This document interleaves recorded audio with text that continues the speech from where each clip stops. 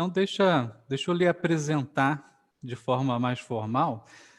Maria Alice Peçanha, ela é enfermeira, né, com mestrado em Educação em Ciências da Saúde, pesquisadora em Saúde Pública pela ENSP Fiocruz, né, e coordenadora do Coremu ENSP, coordenadora executiva do Programa de Residência Multiprofissional em Saúde da Família. Doutora Maria Alice, eu vou desde já lhe passar a oportunidade. Se você quiser espelhar a sua apresentação e continuar, já estou lhe passando a oportunidade. Muito obrigado, viu? Gente, boa noite a todos e todas. Como eu acabei de falar, é um prazer enorme estar aqui com vocês. A gente está usando da tecnologia, né? Mas a ideia é que a gente possa estar próximo, né? Tentar estabelecer, usando uma mediação, que é as atividades remotas, mas que a gente possa estar mais próximo. Como o Jonas já falou, eu sou enfermeira de formação, coordeno a residência multiprofissional em saúde da família, uma coordenação adjunta. Quem coordena hoje é Mirna Teixeira e Ana Laura, e eu sou aposentada e estou fazendo a coordenação adjunta. Fui desafiada aí pela Ana Luísa a falar sobre comunicação, né, na APS. Eu tenho trabalhado ao longo da minha vida, trabalhando com educação e saúde, né? Esse é o objeto aí que me aproxima. Mas, conversando com ela e conversando depois com outros autores, conversando com colegas da Fiocruz, a gente vai percebendo que educação e saúde, comunicação e saúde são irmãs, são faces de uma mesma moeda, né? Elas são quase univitelinas, vamos dizer assim. E aí eu realmente resolvi, então, pegar esse desafio e começar a conversar com vocês. Eu quero agradecer, então, não só a Ana Luísa, mas a Gabi, né, a Gabriela, a Vanessa, né? Não vou nem falar o sobrenome para não errar. Quero agradecer também o Rodrigo e todos aí da CESAL, né, os preceptores, que a gente tem feito um trabalho de formação de preceptores. Meu beijo grande, saudade de vocês, saudade aí de Campo Grande. Então, eu vou começar conversando com vocês. Opa, por que não quer sair?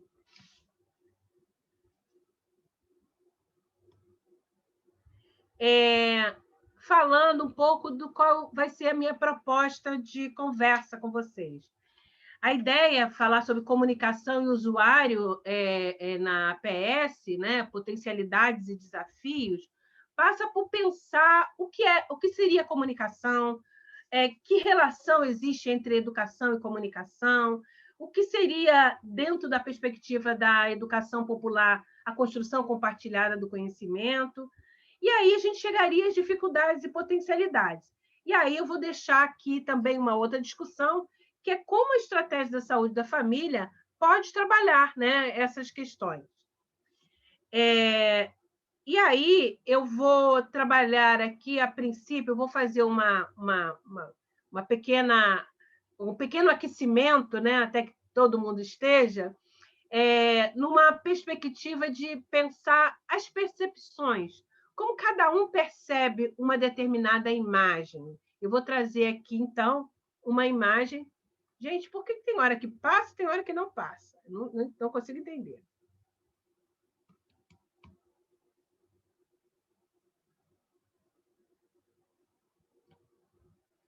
Agora aqui. Eu trouxe uma imagem, vocês estão enxergando a imagem? Sim. Né? Se alguém puder me ficar aí falando, eu vou tendo um pouco de feedback. Vocês olhando essa imagem, o que vocês estão vendo? Eu vou tentar dialogar com vocês, intuindo o que vocês estejam vendo. Primeiramente, vocês devem estar vendo o quê? Um gato? Provavelmente, né? Vocês enxergaram o gato aqui? Né?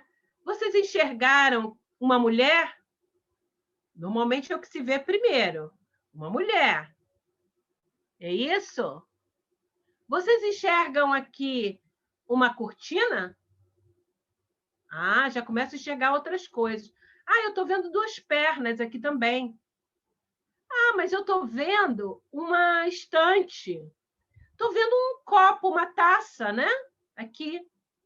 E aí eu já começo a enxergar outras coisas além da mulher. Eu vejo o gato, eu vejo a cortina, eu vejo que aqui são roupas penduradas no varal, né? Com duas meias penduradas, e vejo que é uma estante com um vaso de planta aqui. Então, eu estou vendo tanto uma mulher, quanto um gato, quanto uma estante, quanto uma mesa, uma cortina. Olha só. E aí eu começo a abrir minha mente, começo a enxergar outras coisas. E aqui? O que eu estou enxergando? Aí no chat vocês podem colocar que eu leio, posso ler. Ah, vocês estão dizendo que vocês estão enxergando o quê? Por acaso falaram que eram 2 mexicanos? Ah, pode ser sim, 2 mexicanos. Olha, um aqui e outro aqui. Ah, mas eu estou enxergando mais do que isso. Eu estou vendo uma taça aqui no meio. Ah, mas eu também estou enxergando um senhor de idade e uma senhora de idade, né? E acabei de enxergar aqui uma orelha. E quanto mais interativo for, quanto mais pessoas estiverem na conversa, a gente vai poder enxergar mais coisas. Ah, acabei de enxergar aqui um brinco, que na verdade também pode ser uma garrafa, né? Uma garrafa, uma bebida. Olha como é que vai aumentando a minha percepção sobre aquela realidade. Outras coisas talvez a gente possa ir enxergando mais do que. Aqui pode ser um paninho, né? Olha só, um pano. Ah, vamos olhar outro. Aqui, essa é também uma imagem de Salvador Dalí. Ah, falei que é uma imagem de Salvador Dalí, já dei o bizu, né? Já falei que é o rosto de um homem, não é isso? Olha aqui, o olho, o nariz, o bigode, o queixo, é o rosto de um homem. Mas eu estou enxergando outras coisas, vocês também estão enxergando? Ah, olha só, eu estou enxergando uma mulher grávida. Olha aqui, acabei de enxergar uma mulher grávida aqui. O braço dela, né? Aqui o dorso, né? O seio, aqui a cabeça, aqui a barriga. Olha, né? Acabei de enxergar outra coisa. E engraçado que depois que a gente enxerga, a gente nunca mais esquece, a gente vai voltar a enxergar. Quem foi preceptor já viu essa dinâmica e sabe que quando olha, já vê tudo, né? Já olha a imagem. Mas olha só, se a gente está falando isso, a gente está dizendo o seguinte, que na atenção primária, a gente tem que exercitar esse olhar.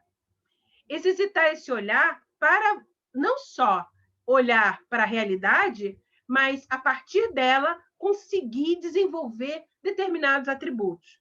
Vocês já vão discutir os atributos, mas eu achei importante trazer, pelo menos, para iniciar a nossa conversa, que os atributos eles são algo que a gente vai perceber, a gente vai ver, a gente vai sentir na realidade e a gente também vai poder usá-los como norte, como guia, como avaliador dos nossos processos de trabalho.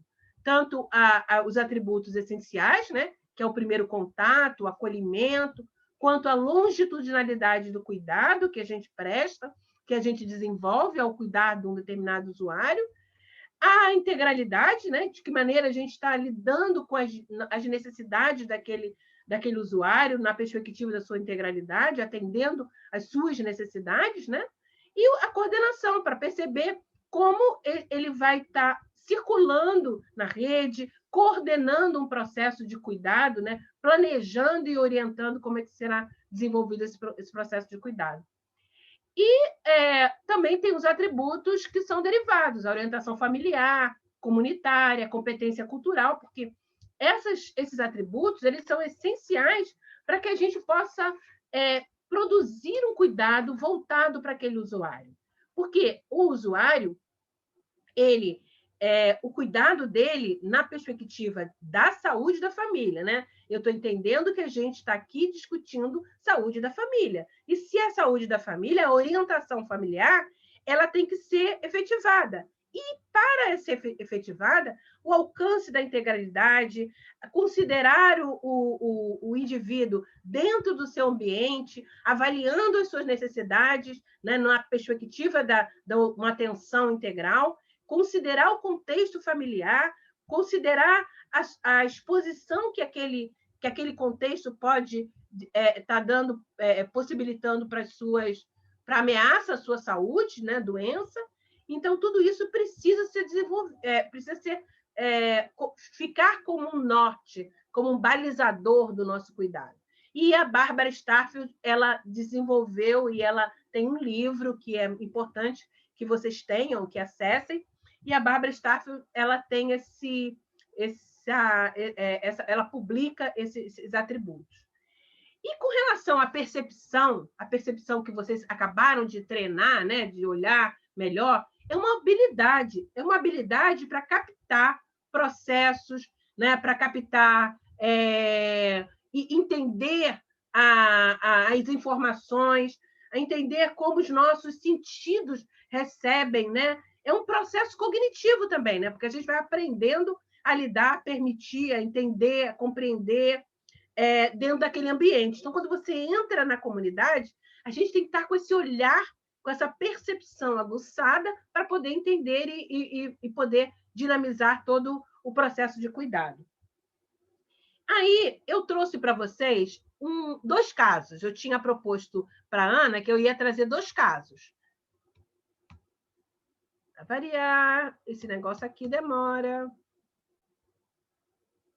Eu não sei por quê, gente. O que acontece comigo? Jonas, você tem me ajuda aí? Porque tem hora que ele aceita, tem hora que ele não aceita. Dou Enter.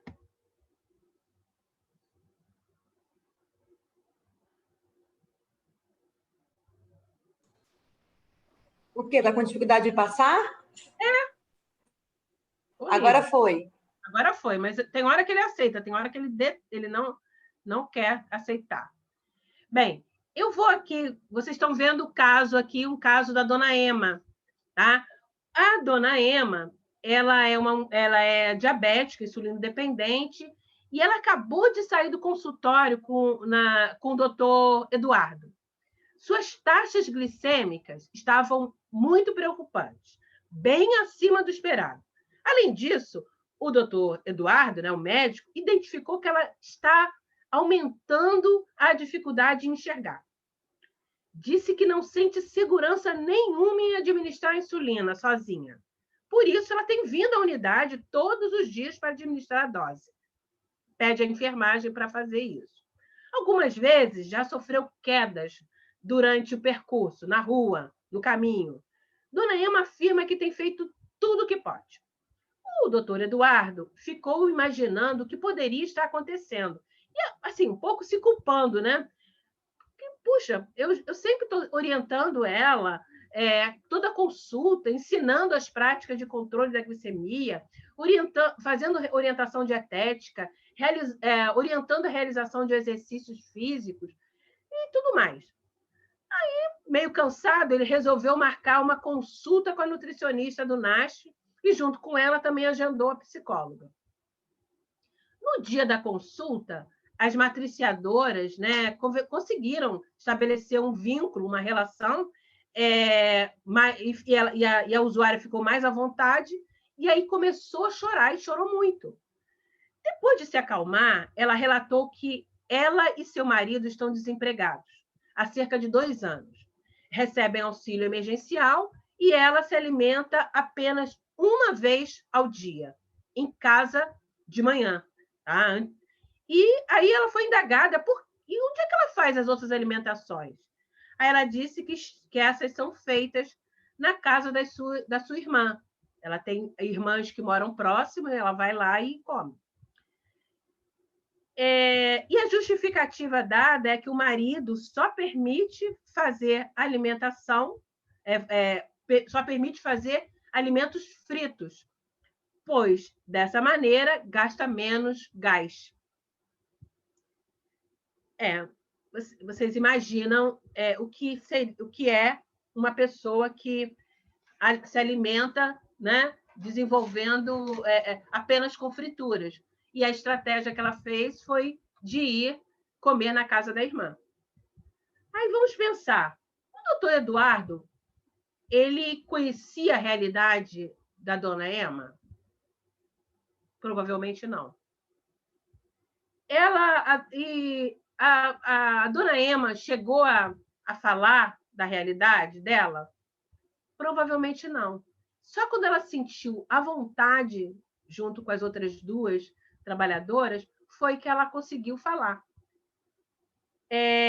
Os seus problemas financeiros são determinantes? São. Eles não têm gás com abundância para poder cozinhar o alimento, né? Eles só comem coisas fritas, provavelmente massas, né? Coisas mais que aumentam o índice glicêmico, a glicemia, né? O açúcar no sangue, né? A glicemia, ela é aumentada com relação a isso. E aí? Obviamente que ela tem taxas altíssimas, né? Imagina os exames como é que estão. Vamos guardar esse caso. Vamos para um outro caso. Uma senhora de 89 anos chegou para ser vacinada, acompanhada de sua filha. A filha era muito preocupada, né, atenciosa com a mãe, perguntou: essa vacina veio da China? Vou logo avisando, se tiver vindo da China, a minha mãe não vai tomar. Não quero que ela receba um chip chinês e tenha sua vida controlada. Vanessa olhou as duas de maneira afetuosa e falou, enquanto ia anotando os dados numa planilha, né? Ela estava ali como escriba da vacinação. Essa vacina é nossa. Fomos nós que compramos. Rapidamente, ela olhou para a bolsa que a filha da senhora usava e o celular que ela já estava a postos para filmar a vacinação. E perguntou, de quem é essa bolsa? Claro que é minha, respondeu a filha. Ela é muito bonita. Está lhe servindo? Atende às suas necessidades? Retorna Vanessa. A jovem senhora acena com a cabeça que sim. Vanessa aproveitou e reforçou. A senhora sabia que a maioria das roupas e utensílios que utilizamos vem da China? Seu celular, muitos dos componentes, né, do seu celular, provavelmente são chineses. Provavelmente, aqueles potinhos de mantimentos, os produtos de beleza que são vendidos na feira do bairro, também vêm da China, vêm de lá. Inclusive, nesse posto de vacinação, vários insumos, como máscara, as seringas e até alguns componentes da própria vacina vieram da China. Outra coisa a maioria das vacinas que você, sua mãe, tomaram ao longo de suas vidas tem um pouquinho da parceria chinesa. Mais um caso. Esses casos falam de comunicação, não falam, gente? Como lidar com essas informações falsas, né? Como realizar uma disputa discursiva e entender esses diferentes discursos que estão circulando, né, entre os usuários, entre os trabalhadores, entre os colegas, entre os residentes. São discursos que vão disputando narrativas e que a gente sabe que esses discursos estão pautando, estão na ordem do dia, e as pessoas estão vivenciando essas questões, né? É no Zap do tio, é no Zap da família, é no Facebook, é no encontro na igreja, é na conversa no restaurante, ou tomara que não tenha ido ao restaurante, né, gente? Isolamento, por favor. Mas são nas conversas, né? Nas relações que esses discursos eles acontecem, né? Então, isso está na ordem da comunicação. E o que seria comunicação? É uma pergunta que a gente precisa fazer e falar, né? Tem várias outras histórias que a gente poderia estar trazendo aqui, por exemplo, de profissionais da saúde que estão indo a festas, que estão mas eu já estou no hospital, eu já estou na clínica, eu já estou andando no ônibus, então eu vou na festa, né? E a gente sabe que esses discursos também circulam, né? Essas justificativas. E aí, o que a gente faz com isso tudo? Isso é uma disputa narrativa que está o tempo inteiro circulando, né? E aí, o que seria comunicação, né? O que a comunicação traz para a gente? A comunicação é um conceito que vem do latim, comunicare, que, na verdade, significa tornar comum, compartilhar. Olha a palavra compartilhar, já é importante, né? Trocar opiniões, associar, conferenciar. É um ato de comunicação que implica trocar mensagens, que, por sua vez, envolve emissão e recepção de informações. Segundo Teixeira, José Carlos Teixeira, comunicação em saúde diz respeito ao estudo e à utilização de estratégias de comunicação para informar, para influenciar as decisões dos indivíduos nas comunidades e, né, formando ao promover saúde, né? Comunicação é um processo que envolve trocas de informação, né? Em dois ou mais interlocutores por meio de signos, por meio de regras semióticas, né? Por meio de sinais, por meio de gestos, né? A comunicação pode ser verbal, não verbal, né? E várias maneiras de comunicar. Mas o que seria comunicação mesmo? Tem uma teoria por trás. E aí vocês já devem conhecer essa teoria, que é uma teoria antiga, da década de 50, que fala no emissor, canal, mensagem, receptor. Essa mesma teoria ela é muito parecida com a teoria da aprendizagem, né? A aprendizagem bancária, que o Paulo Freire assim classificou. Porque tem um emissor, alguém que sabe, e um receptor que não sabe, e utiliza da informação para passar uma mensagem por meio de um canal, né? Um meio, uma forma, e essa mensagem chega para o receptor. Esse receptor ele decodifica e incorpora no seu cabedal, quer dizer, no seu repertório comunicativo. E ele pode retroalimentar. No máximo que pode acontecer são ruídos da comunicação. Aí, o que nós, se a gente estiver pensando nessa teoria da comunicação, a gente melhora a nossa maneira de falar, fala mais simples, fala do mais simples para o mais complexo, fala devagar, fala compassado, que é para melhorar o ruído na comunicação. Essa é uma teoria que ainda é vigente, ela ainda é vigente, mas ela está sendo muito questionada. É uma teoria dos anos 50, gente. Ela tem sido bastante questionada. Veja, ela é essa teoria, né? O emissor passa uma mensagem e o receptor recebe.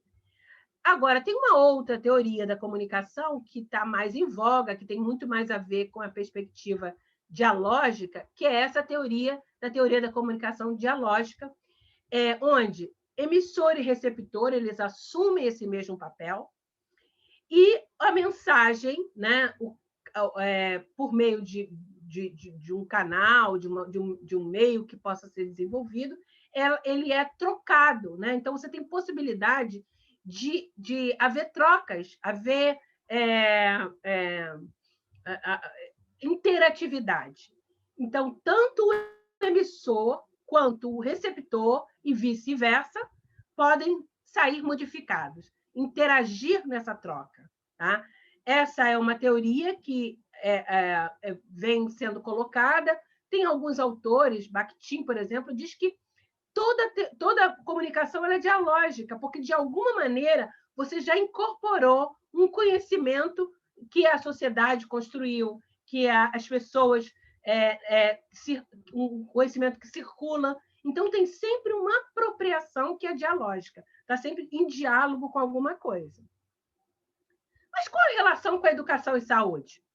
Vou responder rapidinho. É o quê? Na minha compreensão, na compreensão de vários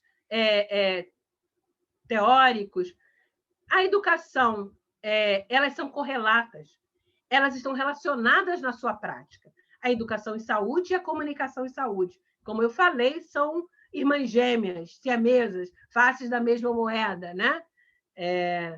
E a gente, ao desenvolver esse processo comunicacional, ela acontece no relacionamento entre o indivíduo, né? E ele normalmente ele é socializado primariamente dentro da sua família, né? É ali que ele recebe as informações. O indivíduo nasce dentro de um processo que, mesmo que ele não more com a sua família genética, mas ele está morando dentro de uma família que o adotou, que está formando, né? que é dentro de uma afetividade, né? E vai, às vezes, afeto pode ser ruim ou bom, mas é afeto, tá?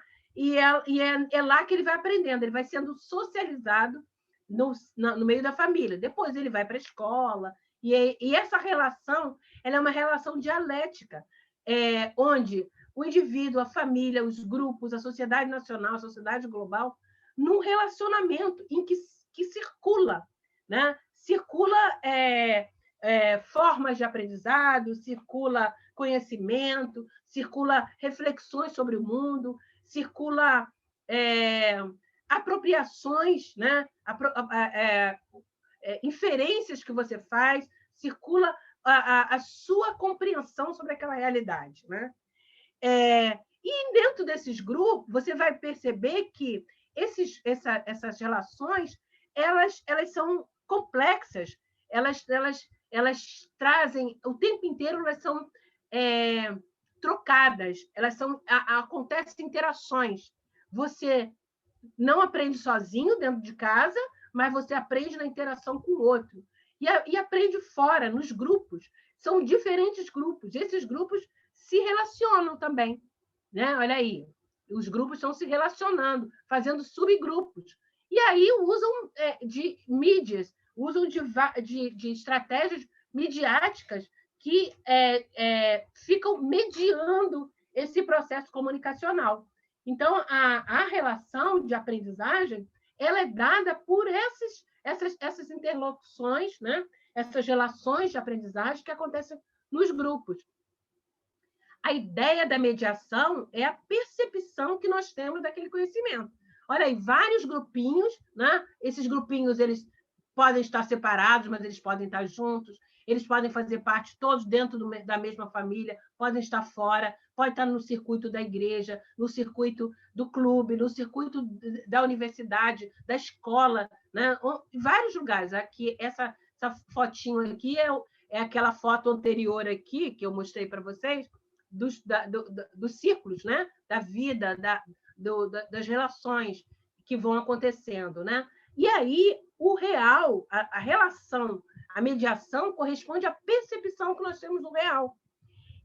Estar na realidade, ele está situacionado, preciso estar em situação. Eu estou vivendo aquela realidade num determinado contexto, sobre um determinado ponto de vista, sobre uma determinada perspectiva cultural e psicológica. Então, o ser humano ele está sempre vendo a realidade pelas lentes, né, da sua inserção histórica e cultural.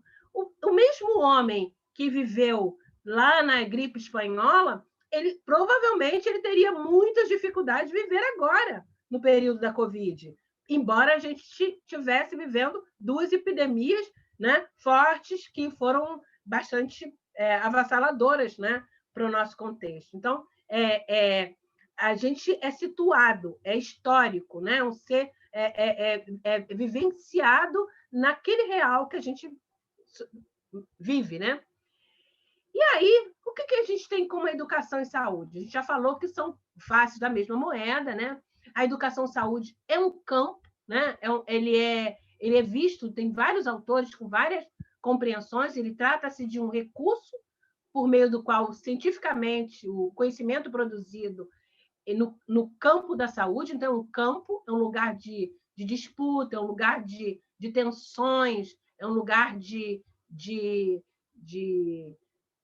conhecimento e desconhecimento, de tensões mesmo, não é? Não vou dizer briga, mas é um lugar de tensão, de tensionamentos sobre uma determinada verdade e uma determinada projeto de verdade. Então, é um campo.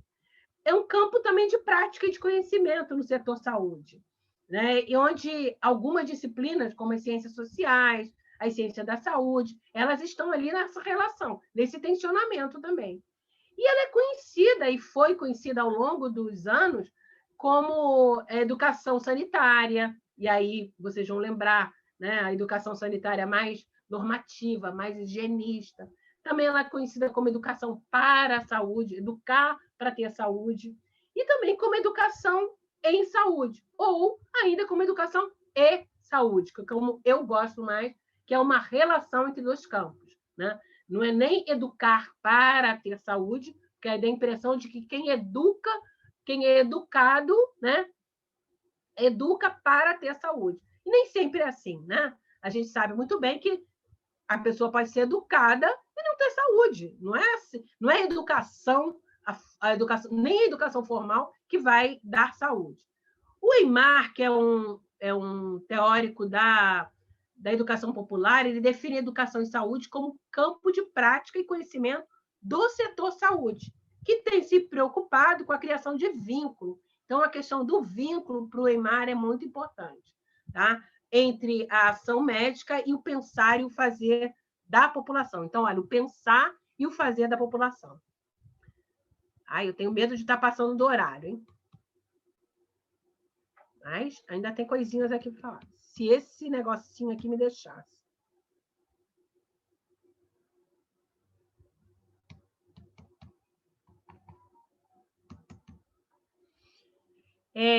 A questão... Estou aqui tentando passar, gente. É uma loucura isso. Passou.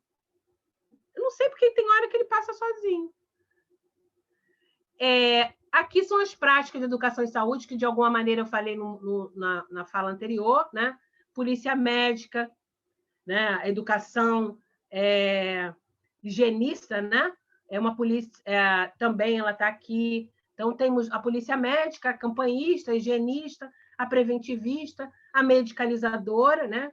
E a prevenção da saúde. E a promoção, como a ideia de que, compartilhando saberes, conhecimento, o usuário ele terá mais condição de decidir o que ele vai fazer, né?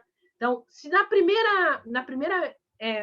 no início do século, nós tínhamos uma predominância de uma polícia médica, disciplinadora de corpos, intervindo no sujeito, né, com punições e tudo mais, atualmente, a gente vem numa perspectiva mais dialógica e de empoderamento desse usuário, e é importante a gente ver isso.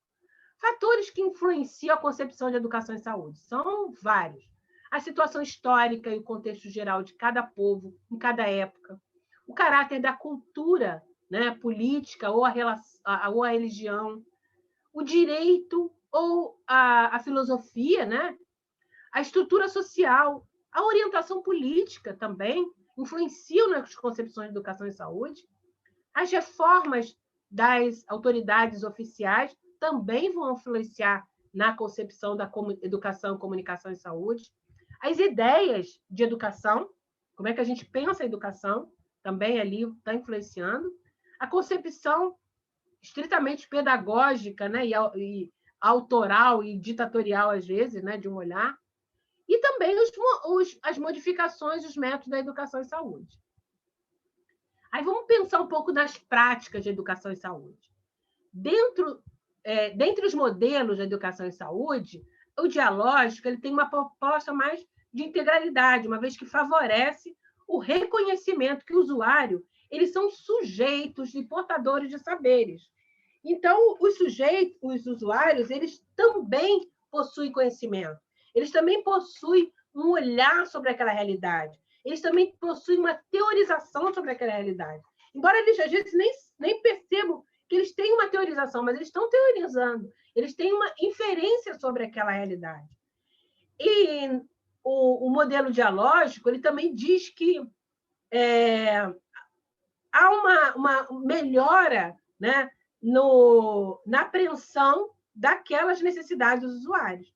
Os usuários que nos possibilitam fala, né, que têm possibilidade de expressar o que sentem, eles têm condição de contar um pouco da sua realidade, de trazer a sua realidade para o contexto do cuidado. Então, é aquilo que a gente viu ali em um dos casos, né? Quando a gente consegue ouvir o usuário.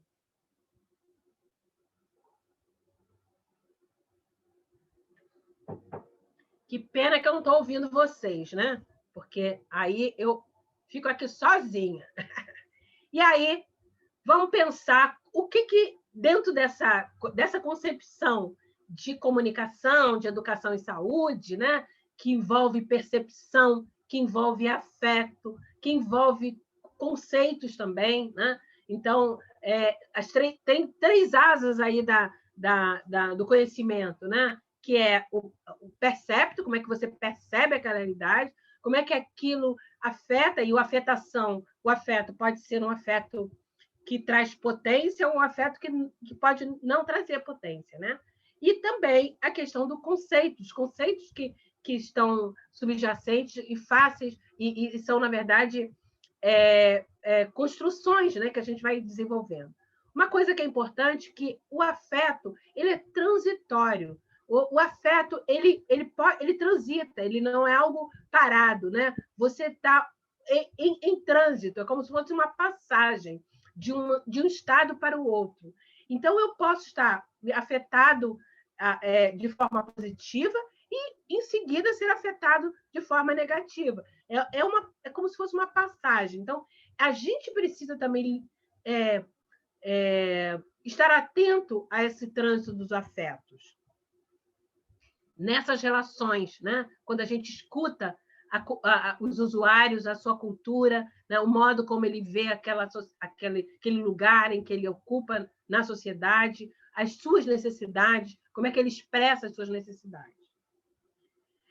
A construção compartilhada do conhecimento, ele consegue, é um conceito que traz uma possibilidade de juntar esses as 3 dimensões desse conceito, junta tudo aquilo que a gente falou até agora. Por isso que eu acho que é importante trazer ele. Ele implica numa interação comunicacional, onde sujeitos de saberes diferentes, porque todos nós temos saberes diferentes, né? A gente conhece mais de uma coisa, conhece menos de outra. Agora, só esses saberes eles não são hierarquizados. Não tem um saber melhor do que o outro. Tem um saber diferente do outro. Mas a gente precisa saber do conhecimento do usuário para compreender melhor aquela realidade. Assim como ele precisa saber do nosso conhecimento para que possa produzir uma síntese que é algo que possa ser incorporado à sua prática de saúde. E, portanto, nesse sentido, a gente pode entrar numa perspectiva de interesses comuns, né, relacionados para resolver determinados problemas ou para fazer circular diferentes ideias ou ordens, enfrentar alguma questão que seja importante a ser enfrentada. Isso tem 2 implicações. Uma implicação epistemológica, né, porque é um valor do conhecimento que é produzido nessa relação. O Boaventura Sousa Santos, que é um autor que eu também gosto muito, ele diz que é a possibilidade de você ter um senso comum, que normalmente é visto como o conhecimento dos usuários, né? O senso comum, ele fica um senso comum esclarecido, e, por outro lado, a ciência, né? Ele fica uma ciência, ela se transforma numa ciência prudente, porque é na perspectiva do usuário. Então, há uma possibilidade de você ter esse valor desse conhecimento, ele tem um valor bastante importante, porque ele transita entre o senso comum e a ciência prudente, né? Um senso comum esclarecido e uma ciência prudente. Uma outra dimensão é a dimensão educativa, que é do construtivismo, ou seja, sujeitos, num processo de aprendizagem, eles são capazes de fazer uma reflexão crítica, né? E, ao fazer essa reflexão crítica das suas experiências prévias, a experiência de adoecimento, a experiência de viver aquela realidade. Só quem vive numa realidade de comunidade sabe o que é viver numa realidade de comunidade. Né? Só quem vive numa realidade indígena sabe o que é viver numa realidade indígena. Só quem vive numa região alagada sabe dizer o que é viver numa região alagada. E daí a gente pode pensar vários outros exemplos, né? E então, vou falar um pouco das 3 dimensões da aprendizagem numa perspectiva de construção compartilhada, que é a interatividade, a cooperação e a autonomia. A interatividade veja, quando a gente conversa com o usuário, né, quando a gente estabelece uma relação que a gente valoriza o seu saber, ela é uma mediatização da comunicação. A gente está estabelecendo uma mediatização. A gente está dizendo que o saber dele é importante, que aquilo que ele sabe que pode ser absorvido, incorporado no saber do trabalhador da saúde, né? E, nesse sentido, todos avançam. Os participantes avançam nas suas atividades, eles realizam associações, eles fazem interligações, né? E podem, inclusive, pensar em atividades que possam ser planejadas de forma coletiva. Estabelecer o quê? Graus de cooperação. Cooperação no tratamento, cooperação na análise daquela situação do território, cooperação sendo uma relação compartilhada, né? Uma relação em que os participantes eles se envolvem, né? E realizam projetos de interesse comuns e embora sendo uma relação desigual, eles têm objetivos que podem ser trocados, né? Num sistema de combinação, um sistema de compromissos. Né? Olha, eu vou fazer isso, você vai fazer aquilo. Né? E no meu cuidado, lá naquela caso aí da dona Emma, que era a diabética, né? A gente pode estabelecer alguns compromissos. Dona Emma, olha só, hoje a gente vai... Oi, amor. Desculpa te interromper, é que os slides, eles travaram, não estão passando mais. Você está passando aí ou você não está passando? Não. A gente está falando da educação e saúde ainda, trata-se de um recurso por meio do qual não passou. Ih, caramba, não estou entendendo, já passei vários.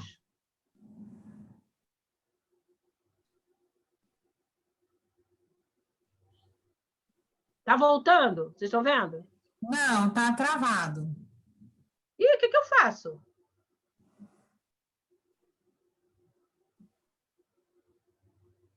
Jonas, você consegue ajudar? Vocês estão em comunicação ainda? Aquele slide de educação e saúde, que eu acho que é o primeiro slide de educação e saúde, se eu não estou enganada, de um recurso por meio do qual, conhecimento, e aí não passou mais. Passou? Não.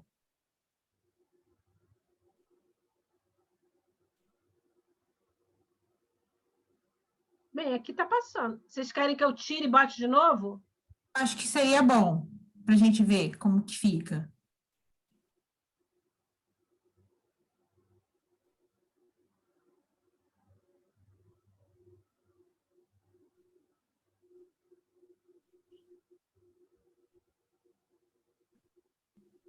Entrou? Mudou a tela, agora coloca de novo ele na tela toda. Isso, agora foi. As práticas de saúde, polícia médica, é isso, né, que você está falando. Isso, eu já falei isso tudo. Mas, assim, tá. Tudo aquilo que eu já falei, só vou mostrando aqui para vocês. Vocês estão vendo aqui, voltando tudo, olha. Só para saber onde é que vocês estavam. Vocês estavam aqui, certo? Isso. Aí, agora, eu falei das práticas médicas, polícia médica, campanhista, higienista, preventivista. Eu até falei rápido sobre isso. Aqui eu falei da situação, né? Os fatores que influenciam as concepções. Olha, a situação histórica, a estrutura social, a orientação. Tá? Aqui também falei dos modelos, vocês também viram. Modelo dialógico, a construção compartilhada, que implica uma interação comunicacional, onde sujeitos de saberes diferentes, porém não hierarquizados, se relacionam a partir de interesses comuns. Aí, agora, eu já falei também da dimensão epistemológica, a dimensão educacional, né? E estou aqui falando da interação, da cooperação e da autonomia. Tá? Já falei da interatividade, que é uma inter-relação mediatizada pela comunicação, que acontece durante o relacionamento de indivíduos, a cooperação como uma relação compartilhada também, mas ela é estabelecida como parceria, né? Como um trabalho que caracterizado pela desigualdade dos participantes e também pelas combinações que são desenvolvidas. Isso na perspectiva de que, uma vez que você tenha a interatividade, né, que essa interatividade possibilite um trabalho cooperativo, vai se constituindo nesse usuário a capacidade de desenvolver processos de autonomização, que é a capacidade que o indivíduo vai ter de autodeterminar-se, de escolher as suas coisas, de se apropriar e incorporar no seu conhecimento, na sua prática, essas informações que são mediatizadas e que são correlacionadas pelas suas experiências de vida, né? E aí eles podem fazer avaliações, podem desenvolver a escolha, a capacidade de escolha, né? Está muito baseado também no que Paulo Freire fala da questão do ensinar, né? da pedagogia da autonomia. Aliás, é um livro que vocês podem baixar, tem na internet, Pedagogia da Autonomia, que é uma preciosidade, muito precioso, porque ele vai falando sobre a questão da autonomia, e a autonomia era um vir a ser. Autonomia é sempre uma busca, um processo a ser desenvolvido. E eu só coloquei aqui essa pirâmide, entendendo que é um pouco esse percurso que a gente acaba fazendo, né? A gente olha para a realidade, a gente incorpora informação, essa informação vai produzindo análise, síntese, e vai se transformando num conhecimento. E esse conhecimento possibilita um julgamento, e aí você pode inferir e poder agir, transformar em ação. Então, essa pirâmide é uma pirâmide interessante, que ela fala desse caminho que é percorrido. O dado é um número, né? A informação pode também ser. A informação, em grande quantidade, às vezes ela atrapalha, né? Porque você, às vezes, não sabe como escolher aquela informação. E, especialmente se for uma informação de cima para baixo, né? Aí a gente ficou de falar de dificuldades e potencialidades, não foi? Eu listei algumas. Então, quando eu faço essa escolha a partir de quem? Do meu contexto, das minhas experiências. Vocês provavelmente fariam outras escolhas, contextos diferentes, realidades diferentes, interlocuções diferentes, sentidos diferentes. Então, é algo que a gente precisa também ter clareza disso, né? Que as nossas escolhas, elas são mediatizadas pelas nossas experiências, pelaquilo que a gente vê na realidade, né? E a mesma coisa se a gente pode pensar isso dos nossos usuários. Eles também fazem escolhas a partir daquilo que eles veem na realidade, a partir daquilo que eles constroem, né? Nas relações. Lembra daquelas bolinhas, aquelas relações junto com a família, né? É por ali que eles vão tecendo, mediando, né? Trazendo o seu ponto de vista e construindo na relação com o outro. Então, eu listei algumas dificuldades e algumas potencialidades, mas eu acho que a gente poderia até ter muito mais, né? eu entendo que uma das dificuldades seria o usuário ser visto como um ser passivo, objeto de um cuidado, muitas das vezes padronizados em protocolos, né? Não que os protocolos não sejam bons, mas só que cada um ser é um. Tem histórias de vida diferentes, tem realidades diferentes, e a gente tem que estar sempre em diálogo com aquele contexto cultural, em diálogo com aquela realidade, em diálogo com aquele usuário, que ele é especial, ele é um sujeito especial, único, né? E aí ele precisa ser escutado, né? Na sua singularidade, e não ser um sujeito, né? Que o seu corpo ele pode ser experimentado, né? Ele não é um usuário, ele não é um paciente, ele não está ali como um paciente, ele é um usuário em diálogo, ele é um sujeito. O usuário, aí, uma possibilidade seria o usuário reconhecido como sujeito, portador de saber sobre o seu processo de saúde, doença, cuidado, capaz de estabelecer uma interlocução dialógica com o serviço de saúde e desenvolver uma análise crítica sobre a realidade e o aperfeiçoamento das estratégias de luta e enfrentamento do seu problema. Então, juntos podemos seguir, pensar estratégia, né? Uma dificuldade seria a prática da medicalização dos problemas sociais, né? A gente também sabe disso, né? Quantas vezes, às vezes, a pessoa tem algum relacionamento conflituoso na sua casa, às vezes vive numa relação de abuso, né? Está sempre com tensão, com dor de cabeça, chega lá, reclama que está com dor de cabeça, recebe a medicação, volta para casa. Se tivesse acontecido a possibilidade de uma escuta mais ampliada, mais direcionada àquele usuário, era possível ver o quanto ela tem sofrido, ou ele tem sofrido, naquele relacionamento abusivo. Uma potencialidade é a humanização das práticas de saúde por meio de vínculos, né, entre os profissionais e a população.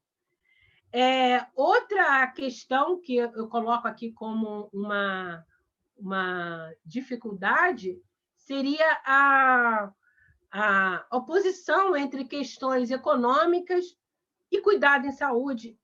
Não existe essa oposição, né? Cuidar da saúde é cuidar da economia. Somente pessoas vivas e com saúde podem contribuir para a melhoria e a recuperação da economia. Então, não existe essa distinção. Isso também é algo que dificulta a relação, né? Do trabalhador com o usuário. Outra dificuldade, notícias falsas circulando, né? Com discursos distantes. Isso a gente tem visto muito, né? Nesse caso que eu trouxe para vocês, também é isso. Então, estabelecer como uma potencialidade, estabelecer diálogo entre os sujeitos desse conhecimento, né? Para que a gente possa ter novas práticas discursivas, né? Circular novos discursos. A falta de adesão das prescrições de orientação. As pessoas falam muito isso, né? Falta de adesão. O usuário não adere ao tratamento, não adere. A gente precisa saber se ele não adere, por que ele não adere, quais são as questões que estão ali, né? O que passa. A gente viu aquele caso ali da dona Emma, né? Aí uma potencialidade, a autonomia do usuário nas tomadas de decisão sobre as suas vidas, né? Uma outra dificuldade é a realidade bem diferente entre os usuários e os profissionais. Isso é uma dificuldade enorme. Nós somos diferentes, né? Viemos de lugares diferentes, de contextos diferentes, estudamos em escolas diferentes e olhamos para aqueles usuários, às vezes, com um olhar preconceituoso, né? Às vezes com um preconceito daquele usuário. E esses preconceitos, e os usuários também, às vezes nos olham com preconceito. Isso é nocivo, porque a gente não abre a possibilidade de estabelecer processos de interação, né? De cooperação e de autonomização do cuidado, que isso sim seria uma potencialidade. Outro é não estar aberto a escutar o que o usuário traz. A gente, às vezes, diz assim, estou escutando, mas não está escutando. Está lá digitando no computador, está lá colocando os dados, as informações, e não está escutando, né? Essa troca, né? Estar aberto à escuta, né? Estar sensível à fala, né? Acolher aquilo que o usuário, né? A gente falava muito escuta ampliada, mas essa escuta ela precisa ser sensível. O Muniz Sodré é um pesquisador da comunicação, ele fala muito dessa sensível, escuta sensível. A gente tem que estar aberto ao outro, e isso não é uma coisa fácil, viu? Outro é subestimar a fala, né? Quando a gente subestima a fala do outro, essa é uma grande dificuldade para estabelecer processos cooperativos, de enfrentamento, às vezes, né? Até identificar a rede de apoio. Ele pode falar, às vezes ele chega para a gente e diz assim, eu tenho uma rede de apoio na minha casa. Aí a gente olha para o usuário e fala assim, tem nada, não tem rede de apoio nenhuma. E quem sabe ele tem, né? E ele pode ajudar a gente a construir um projeto terapêutico de cuidado. Vocês vão ouvir falar muito disso, né? Como é que a gente elabora um projeto terapêutico de cuidado que incorpora a fala do usuário. O usuário não pode ficar fora desse projeto terapêutico. O projeto terapêutico tem que incluir o usuário na sua construção. Quando ele tem que falar, ele tem que estar presente nessa construção e ajudar na elaboração desse projeto. A gente também fala assim, tem aumento da demanda, está enorme, não tem mais tempo. Vamos, a gente já né? Aumentando a demanda me impede de ouvir o usuário. Se a gente puder, de fato, fazer saúde da família e não fazer, vou falar uma besteira aqui, UPA da família, já ouviram falar disso, né? É quando a gente está voltado só para consulta. Queixa-conduta. E a gente não abre a possibilidade de novas estratégias de cuidado. E essas estratégias, elas podem ser as estratégias educativas, podem ser estratégias promotoras de saúde, podem ser estratégias inclusivas desses usuários, tá? E aí, uma dificuldade é a falta de atividades, então, né? Educativas e comunitárias. O cuidado humanizado, ele produz vínculo, produz afeto, reciprocidade e pode produzir uma trama de procedimentos cuidadores. É com esse finalzinho que eu queria deixar aqui para vocês, a produção de uma trama de conhecimentos cuidadores. Eu deixarei essa pergunta para vocês. Como podemos desenvolver a comunicação e a educação em saúde na estratégia de saúde da família? Muito obrigada, gente. Boa noite. Eu sou a Joyce, preceptora do Jardim Batistão, e aproveitando o conhecimento, né, dessa grande apresentadora Maria Alice, eu gostaria de saber alguns exemplos que ela poderia nos dar de promoção de saúde já em meio à pandemia, que a pandemia realmente ela atrapalha um pouco a gente. E gostaria, assim, de saber sugestões, o que ela daria de sugestões para melhorar essa comunicação com os equipamentos sociais, que a maior parte deles estão também prejudicados, tipo a escola, o CRAS. Oi, Joyce, que prazer te ver aqui, né? De ouvir, né? Muito, muito bom. Então, Joyce, ela me devolveu a pergunta, viu? Eu deixei para eles, ela me devolveu, danadinha. Mas a gente pode pensar junto, Joyce. Olha só, o que a gente tem visto na residência... Oi, Joyce, agora eu te vi. Algumas experiências que eu tenho visto bem interessantes. Eu vou contar algo que a gente tem visto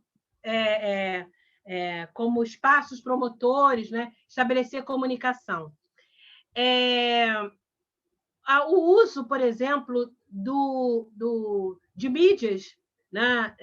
Do Facebook, do Instagram, tem sido bastante utilizado, né? Tem um grupo de residentes lá no Rio de Janeiro, aqui no Rio de Janeiro, né? Eu estou aqui no Rio, estou até pensando que eu estou em Campo Grande. Aqui no Rio de Janeiro, em que eles visitam o Facebook da clínica, anotam quais são os fake news, quais são as notícias falsas que estão circulando no Facebook, e depois trazem essas notícias para debater na fila da vacinação.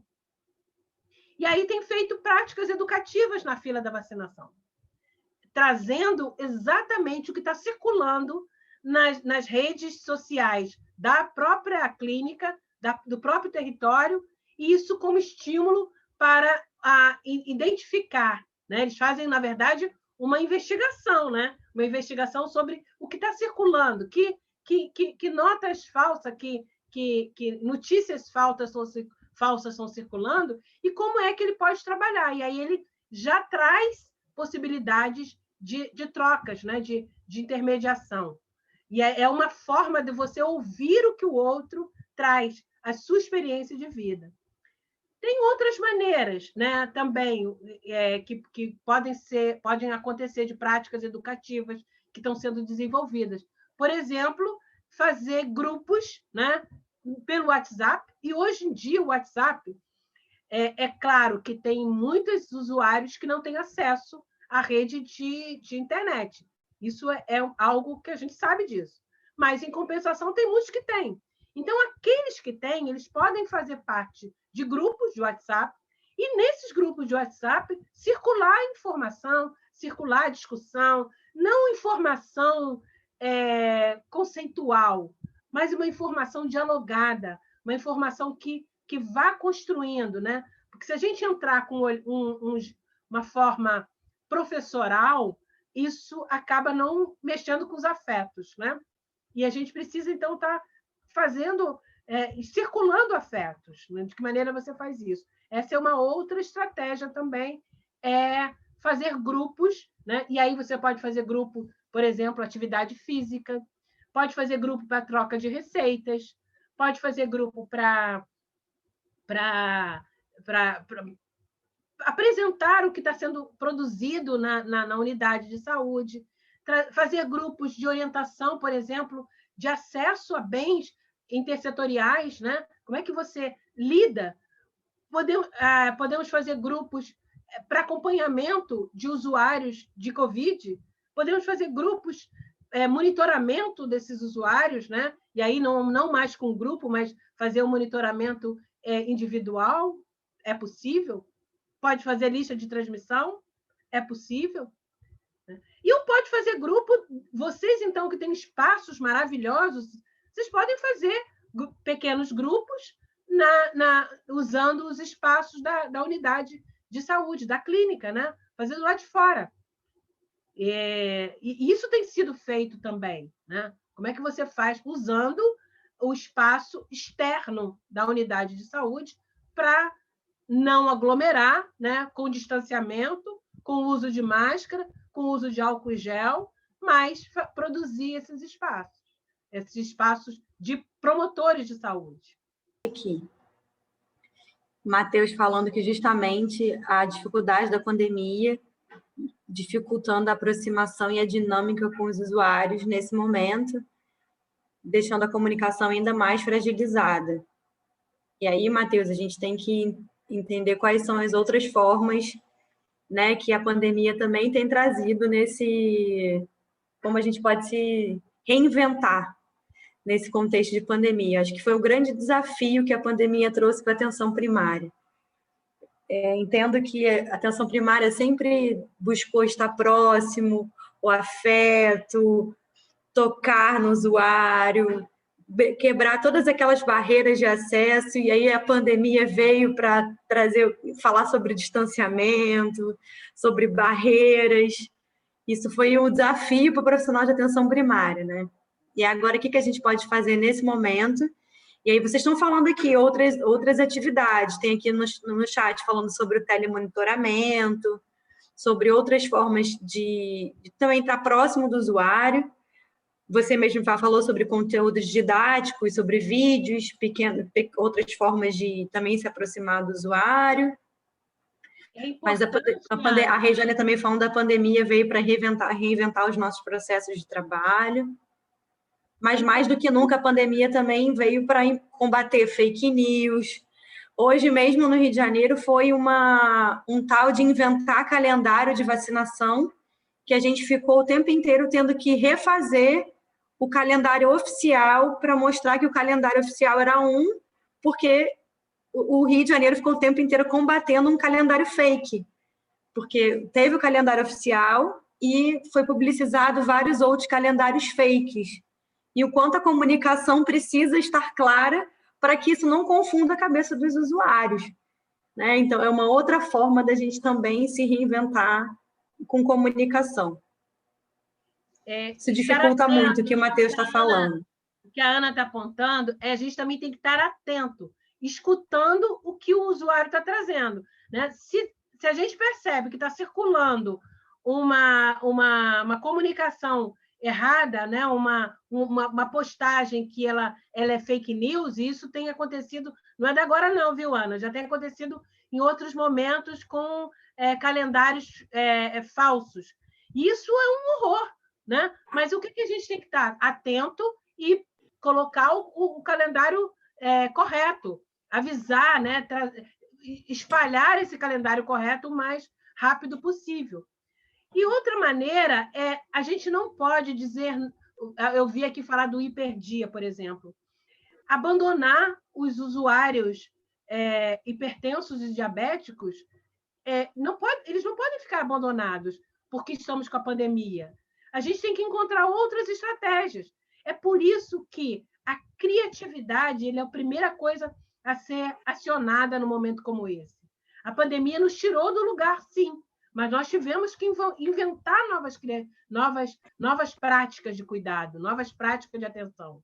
O telemonitoramento foi muito importante, e não só telemonitoramento para a Covid. É possível fazer telemonitoramento para hipertenso, para diabético, para o acompanhamento no pré-natal, né? Várias outras alternativas podem ser desenvolvidas. E aí, nós tivemos um grupo também lá no Rio que produziu muitas imagens, muitas histórias, muitas postagens de vídeos curtos, né? E muitas informações não sei como é que é o nome que vocês dão, mas seriam postagens, né?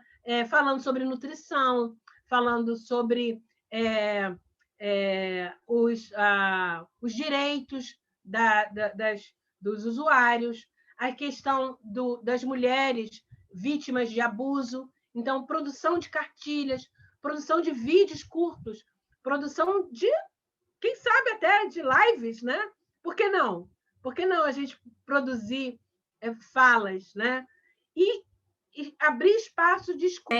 Tem mais gente falando aqui da importância de também não esquecer do quanto a pandemia traz outro desafio da questão da ansiedade, das queixas de depressão, de pessoas que estão adoecendo por conta do outro lado da pandemia, e quanto isso tem impactado. E nesse sentido, eu trago uma outra reflexão, que isso não é apenas para os usuários, né? Isso também tem causado o adoecimento dos próprios profissionais de saúde. Então, tem muita discussão sobre isso, já temos muitos artigos sobre isso, muitas pessoas em luto, é claro. A Stephanie está falando aqui, nossa preceptora linda de psicologia. Nossa, porque ainda me sinto parte, né? Então, vou falar nossa, porque não desapeguei 100%. E a Stephanie está falando, volta, Ana, ela é natural que exista ainda existem serviços dados pela prefeitura, oferecidos pela prefeitura em relação ao cuidado dos profissionais de saúde. Tem muitos estudos falando sobre isso, mas os profissionais de saúde estão em adoecimento, e é natural. É um ano muito difícil, ano passado, e esse ano continua. A realidade daqui do Rio, acho que não é diferente da realidade agora também de Campo Grande. o cenário epidemiológico é muito triste, então a Stephanie está botando aqui o serviço da CESAL, que está fazendo acompanhamento, é o GCESAL, o telefone, que pode apoiar também. E o quanto também é um desafio para que todos possam acompanhar e ter acesso a essas informações, né, Maria Alice? Porque às vezes também esses serviços, eles existem, e a gente também, um desafio da comunicação é que eles estejam disponíveis para todos, que em rede todos conheçam, né? Enfim, a gente fala muito da comunicação para o usuário, mas também existe a comunicação institucional, que todos tenham acesso também. Isso. O interessante, né, Ana? A gente sabe que a gestão passada lá no Rio foi um pouco... não deu ênfase a essas estratégias de comunicação, né? O próprio Facebook da clínica, ou os blogs, como eram antigamente, várias estratégias que podem ser estratégias que possibilitam ao usuário e possibilitam também ao trabalhador circular, apresentar trabalhos, apresentar maneiras de cuidado, formas de cuidado que eles estão construindo. E a gente tem estimulado, especialmente os nossos residentes, a produzirem esse material educativo, né? Esse material comunicativo e educativo. Várias categorias profissionais podem desenvolver esses materiais educativos para os usuários e para os seus colegas, né? Para as equipes onde vocês estão. Porque vocês, de diferentes profissões, têm sempre um conhecimento que pode ser compartilhado com a sua equipe. Por exemplo, eu dou o exemplo da nutrição, né? Pode compartilhar um conjunto de estratégias para a equipe se autonomizar. Quando eu falo em interação, eu falo para todos os trabalhadores e também para os usuários. O trabalhador, ele precisa também conhecer um pouco mais da nutrição, um pouco mais do serviço social, um pouco mais da medicina, e aí a gente fazer circular conhecimentos e saberes.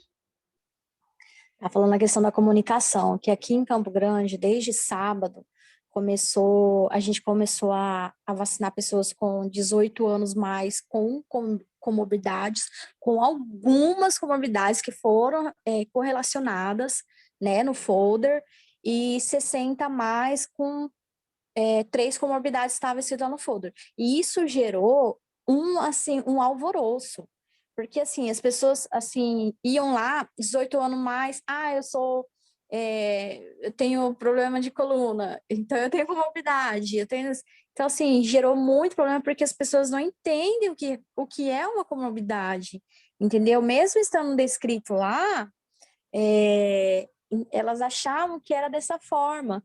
Aí, assim, muitas saíam indignadas, muitos saíam, né, xingando, brigando, porque a maioria achou que, na verdade, tipo, nós estávamos proibindo as pessoas de tomar a vacina, entendeu? E não era. Então, assim, a gente teve muito problema de sábado para cá, por causa disso, por causa da comunicação. O que acontece?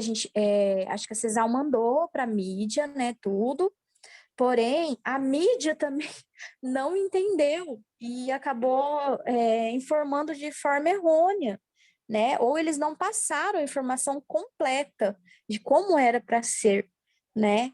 E então, assim, realmente a falta da comunicação correta, não é só a comunicação em si, ela tem que ser completa e correta, entendeu? De uma forma com que a pessoa entenda, porque não adianta colocar lá pessoas com comorbidade e a pessoa não entender, né? Outro também é que a mídia espalhou que estava sobrando vacina e estavam aplicando os restos da vacina.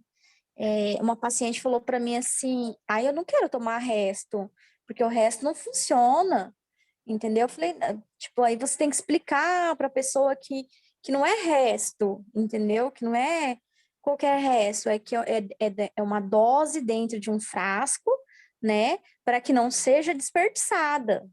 Então, assim, a forma com que você aborda o assunto, a forma com que você transmite aquele assunto, entendeu? Ele é muito forte, é muito forte. A forma com que chega no ouvido das pessoas, né, na casa das famílias, eu acho que é muito importante isso. Iracema trouxe uma questão que é bastante importante. Como circulam esses discursos, né? O papel da mídia, o papel essa informação que é veiculada por diferentes mídias. Pode ser a mídia televisiva, várias outras mídias. Quem encaminha o material tem que ser o mais didático possível para explicitar. Mas o discurso epidemiológico, ele é um discurso difícil, ele não é um discurso fácil. Compreender o que é comorbidade não é algo simples para o usuário e pode ser até que nem mesmo para a própria mídia. Se a gente não tiver muita didática no momento de expor, e mesmo assim a gente vai precisar dialogar. Veja, quando a gente está dizendo que uma prática dialogada, ela implica em que a gente tem que compreender qual foi a interpretação que o outro teve sobre aquele assunto, né? Como é que ele leu? Porque quando a gente lê a realidade, a gente lê a partir do que a gente sabe. Então, provavelmente, quando a pessoa com 18 anos achou que o problema da coluna é uma comorbidade, sim, mas não é uma comorbidade que o coloque vulnerável para a questão da Covid, né? Para a questão da fragilidade, para ele vir a ter algum tipo de agravamento no cuidado. A coluna é uma comorbidade? Mas não para o colocar num conjunto de pessoas que estão sendo vacinadas.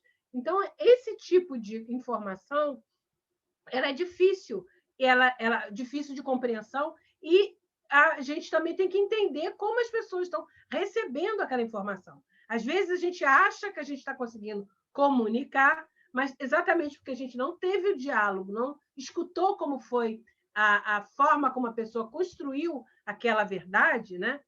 E a mídia, ela faz circular, né? E a gente tem que estar o tempo inteiro em diálogo, porque são vários discursos, não? Vários discursos que estão ali concorrendo, né? São discursos autorizados, às vezes de um interlocutor, às vezes de um gestor, às vezes da televisão, da mídia e tudo mais, do jornal. E esses discursos eles estão circulando, eles concorrem, né? Eles concorrem para a construção daquele saber. O que a gente precisa ter é clareza na explicitação das nossas falas e procurar escutar e dialogar. Esse também é uma outra questão. O que você fez, Iracema, foi ótimo, é isso mesmo. Você estabeleceu um diálogo. É difícil? É difícil. Aliás, tudo é difícil, né? Enfrentar essa epidemia não é fácil. Eu fico assim, sem entender por que as pessoas não estão fazendo isolamento nas suas casas. As pessoas que podem, por que não estão? Porque estão indo a festas. Né? A pergunta que não quer calar, por que jovens estão morrendo porque vão a festas? Por que jovens estão sem usar máscara? Por que jovens estão circulando, se aglomerando? Por que jovens estão achando que são imorríveis? Existe até essa palavra, será que existe? Mas tem jovens, infelizmente, adultos também, viu? Não só jovens. Tem idosos também que acham que não vão morrer nunca. Por quê? Porque estão dentro daqueles 85% que não terão sintomas, né? 85% que não terão sintomas. Então, eles acham que, por eles não terem sintomas, né, eles não estão veiculando, mas eles podem estar veiculando, né? Podem estar transmitindo, porque 85% das pessoas que têm Covid, eles não têm, eles são assintomáticos, provavelmente, né? Então, eles estão transmitindo, mas eles não têm sintomas. No entanto, 15% dessas pessoas poderão vir a ter problemas mais sérios, né? E dentre esses 15, a gente tem 5% que pode vir ao CTI. E dentro do CTI, muito poucos deles voltam, né? A gente tem de 5, se eu não me engano, 3 não voltam. E por quê? Porque os hospitais estão cheios, os profissionais estão cansados, não temos oxigênio, né? Não temos insumos com abundância. Então, assim, não adianta pensar em aumentar CTI. A gente tem que aumentar o cuidado, o isolamento, né? Aumentar a vacinação para as pessoas, obviamente, que estão dentro do conjunto de prioridades dadas aí pelas secretarias de saúde. Eu quero agradecer muito, né, o convite. Eu tenho um carinho muito grande por esse programa, né? Eu ajudei, né, e tenho ajudado, contribuído no desenrolar do projeto, né? E também na participação com a formação de preceptores. Então, é um carinho grande. Eu quero deixar aqui aberto, deixei meu telefone, meu e-mail, caso queiram estabelecer algum diálogo. E agradecer ao Jonas, agradecer a Ana Luísa, a Gabriela, Vanessa, agradecer a todos, né, que estiveram aqui presentes. Né? Nossa, a gente está com 82 pessoas aqui, que beleza. Um beijo grande para todos. Muito obrigada, viu, gente?